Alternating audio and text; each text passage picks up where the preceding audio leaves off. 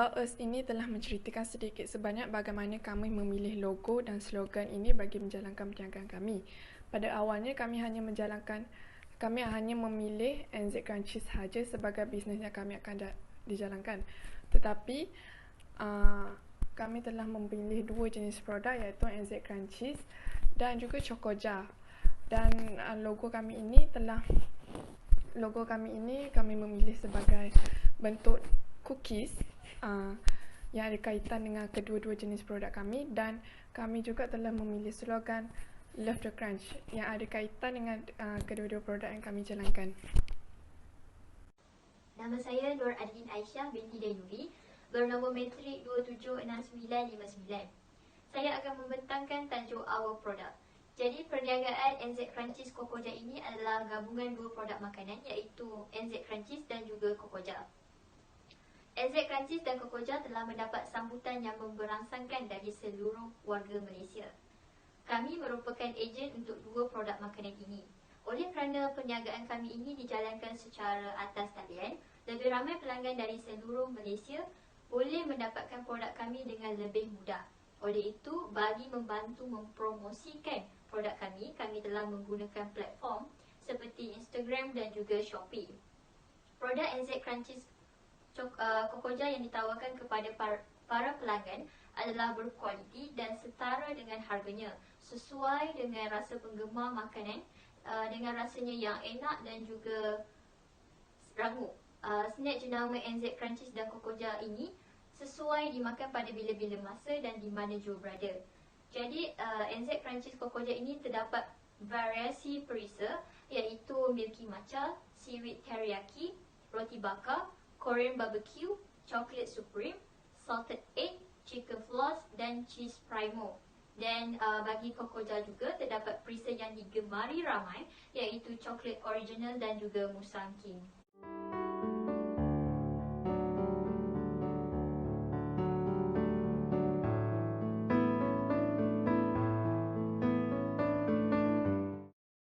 BMC akan diterangkan oleh setiap ahli soalan kami. Assalamualaikum dan salam sejahtera. Dalam menjalankan perniagaan NZ Crunchies Cocoja ini, aktiviti utama yang kami lakukan ialah membuat pengiklanan dan mempromosikan produk. Dengan bermodalkan RM600, kami telah menjalankan perniagaan secara atas talian dengan menggunakan strategi pemasaran saluran berbagai ataupun multi-channel marketing, iaitu kami menggunakan platform media sosial seperti WhatsApp, Instagram maupun Shopee. Strategi pemasaran ini dapat meluaskan lagi sasaran audiens yang ada. Di samping itu, kami juga menggunakan ayat jualan atau lebih dikenali sebagai ayat copywriting yang menarik bagi mempengaruhi pelanggan untuk membuat pembelian.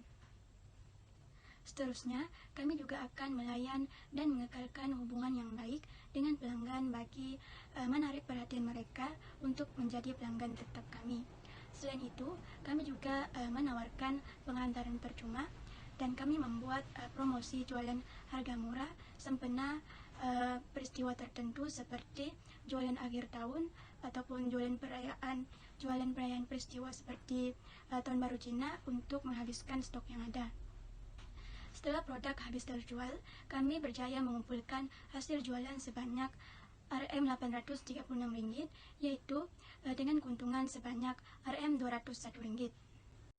Saya akan memberi penerangan mengenai sumber utama. Terdapat dua bahan yang kami gunakan iaitu NZ Crunchy dan Chocoja. Pada awalnya, dua orang ahli kumpulan kami telah mengeluarkan modal sebanyak RM600 dengan membeli 20 balang bagi NZ Crunchy dan 24 balang bagi Chocoja. Jumlah kedua-dua stok ini adalah sebanyak 426. Selebihnya duit daripada modal kami telah memberi keperluan bagi menjalankan perniagaan secara atas online, iaitu membeli bubble wrap dan juga parcel. Assalamualaikum dan salam sejahtera. Nama saya Nuratika binti Khairi dengan nombor metrik 280040 akan membentangkan tentang tawaran nilai. Tawaran nilai atau value proposition merujuk kepada nilai yang hendak kita bina terhadap produk atau perkhidmatan yang disediakan. Tawaran nilai ini mestilah spesifik disasarkan kepada segmen pelanggan. Sebagai contoh, target customer kami ialah di kalangan pelajar. Sebagai pelajar, mereka akan selalu berasa lapar atau tidak mempunyai masa untuk makan. Mereka akan mencari sesuatu yang boleh dimakan tanpa meninggalkan bilik. Oleh itu, dengan adanya NZ Crunch dan Kokoja ini, dapatlah mereka mengalas perut sambil membuat assignment mereka. Dengan rasanya yang sedap, langup, banyak dan murah, ia tidak akan membebankan pelajar untuk membelinya. Selain itu, tawaran nilai berdasarkan reka bentuk juga penting. Reka bentuk yang menarik dan lebih menonjol akan lebih berjaya dipasarkan. Dengan reka bentuk balang yang besar dan isinya yang padat, mereka tidak rasa rugi untuk membelinya daripada kami. Assalamualaikum dan selamat sejahtera. Nama saya Hasnul Aidil dan nombor matrik saya 276798. Saya akan sambung ke bahagian seterusnya, iaitu bahagian saluran. Di dalam saluran, terdapat 5 jenis saluran yang kami guna, iaitu WhatsApp, Dropship, Instagram dan Shopee. Saluran pertama ialah WhatsApp. Sesebuah aplikasi yang dapat membantu kami dengan cara pelanggan menghubungi kami atau mesej kami apabila ingin membeli produk daripada kami. Dengan cara ini, pelanggan dapat buat order ulangan dan kami pula akan dapat pelanggan tetap. Yang kedua ialah Dropship. Dengan kaedah ini, kami dapat mempromosikan cara meluaskan perniagaan ke serata tempat. Kami boleh merekrut sesiapa sahaja yang ingin menjual di bawah naungan NZ Crunchies Cokoja. Yang ketiga ialah Facebook. Ia adalah sesebuah aplikasi yang dapat mempromosikan produk kami dengan cara memasuki grup-grup FB yang aktif dan berkait dengan produk kami. Dengan cara ini, kami dapat mengecilkan lagi sasaran pelanggan atau target customer kami. Seterusnya, Instagram. Kami dapat menarik pelanggan kami dengan gambar dan video menarik serta menyelerakan. Kami juga dapat menarik perhatian pengguna seperti remaja-remaja yang lebih gemar menggunakan aplikasi ini berbanding Facebook. Akhir sekali, Shopee dapat menarik perhatian pelanggan dengan mengetahui berapa ramai yang telah membeli produk kami sebelum ini. Jika amaun yang membeli dan feedback bagus dan banyak, pengguna aplikasi Shopee lebih mempercayai bila membeli dengan NZ Crunchies Cokoja. Segmen pelanggan. Pelanggan kami terdiri daripada lelaki dan perempuan, tetapi pelanggan perempuan lebih ramai, iaitu 85% berbanding pelanggan lelaki 15%. Sasaran utama kami adalah dari kalangan pelajar, pensyarah dan orang awam. Berdasarkan jumlah jualan kami pada bulan Disember, kami mendapati bahawa pelanggan yang berumur 18 hingga 24 tahun lebih ramai, iaitu 74%. Manakala pelanggan yang berumur 25 hingga 34 tahun hanya 15% dan pelanggan yang berumur 35 hingga 44 tahun hanya 5%. Orang awam adalah terdiri daripada keluarga, pekerja dan kenalan kami. Kami menganalisis ciri-ciri pelanggan kami berdasarkan business insight yang diperolehi daripada Instagram bisnes kami. Struktur kos. Struktur kos terbahagi kepada 3, iaitu utility, bahan dan alatan. Utility. Kos utility terdiri daripada minyak kenderaan yang kami gunakan untuk penghantaran atau cash and delivery. Kos ini bergantung kepada jarak penghantaran yang kami lakukan kepada pelanggan. Bahan. Bahan ialah kos produk yang kami keluarkan. Satu balang NZ Crunchies berharga RM10 bagi pelbagai perisa, manakala 20 balang berharga RM178. Manakala bagi Coco Jar, ia terbahagi kepada 2. Untuk coklat biasa, ia berharga RM15 sebalang, manakala bagi perisa Musang King, ia berharga RM18 dan ia berharga RM248 untuk 24 balang. Antara kos yang terlibat dalam alatan ialah kos yang digunakan untuk proses penghantaran. Antara alatan-alatannya ialah plastik parcel, iaitu berharga RM16 bagi 50 keping. Yang kedua, plastik bubble wrap yang berharga RM10 bagi 2 gulung. Pita pelekat yang berharga RM5 2 gulung. dan gunting yang berharga RM4 bagi satu bilah. Kos-kos ini perlulah direkodkan bagi memudahkan proses untuk mengetahui aliran tunai syarikat kami. Mengenai aliran pendapatan kami pula, pada awalnya kami telah menganggarkan jualan bagi NZ Crunchies dan Chocoja adalah sebanyak 850, iaitu dari minggu pertama sehingga ke minggu ke-7.